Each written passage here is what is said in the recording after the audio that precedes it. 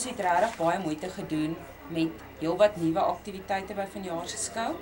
'n Groot fokus op die opvoedkundige waarde wat ons vanjaar gaan bied, met verskeie opvoedkundige toere wat ons gaan doen. Ook met die nuwe MTN 4x4 demonstrasiebaan wat ons elke dag demonstrasies gaan doen. En die poging ook verder daarmee om mense deur ons landbouafdeling te kry, en ek dink mense wat dit besoek het ongelooflike waarde wat hulle daarin heg, en dit is vir die kinders ongelooflik opwindend. En ek dink daarmee saam wat ons uitstallers aanbetref 'n groot verskeidenheid uitstallers met die fokus vanjaar op kwaliteit en verskeidenheid.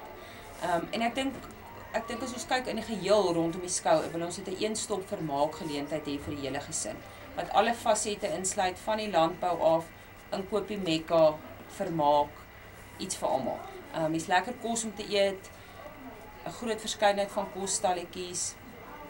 Ja, ek dink is regtig waar 'n geleentheid en ons het dit so bekostigbaar as moontlik gemaak.